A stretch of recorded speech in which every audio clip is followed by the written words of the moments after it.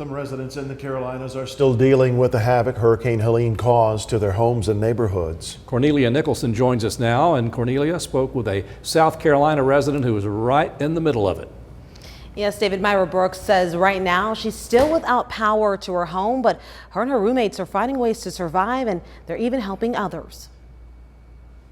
24-year-old Myra Brock, originally from Chattanooga, moved to Greenville, South Carolina in 2023. Growing up in Chattanooga in 2011, there was some really bad tornadoes that came through.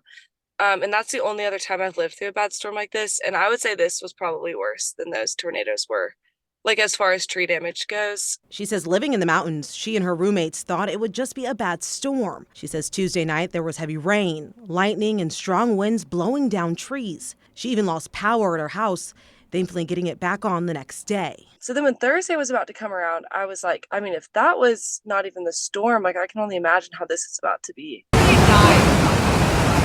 Unfortunately, the hurricane was worse than Brock imagined. When she woke up Friday morning, the rain was still pouring. They lost power to their house again, and the basement was flooded. It was probably like 2 inches of water, so not horrible, but still more water than you'd want in your house.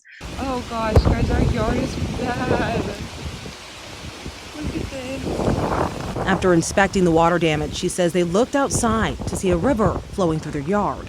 This is the whole dang tree that fell down and hit our house.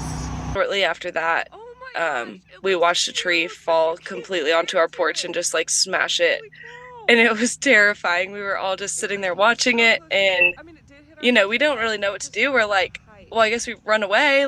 But we can't leave the house. Brock says they tried to go to a gas station to fill up her car just in case they needed to evacuate the area, but couldn't find gas anywhere. Saturday, they had a chance to walk around their neighborhood and see just how much damage the hurricane caused.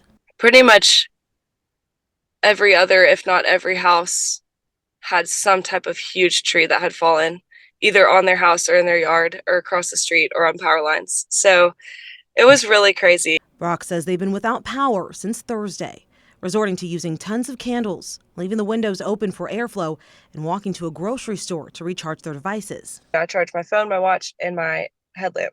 Brock says thankfully they haven't lost access to water and are able to go to nearby friends' homes who have regained power. Though she's still without power today, Brock remains hopeful and even helpful. She says she's tried to drive up to North Carolina to assist families, but because majority of the roads are closed, they had to turn back around. But she's still donating items to organizations and encourages others to help their neighbors in this time of need. David, Greg.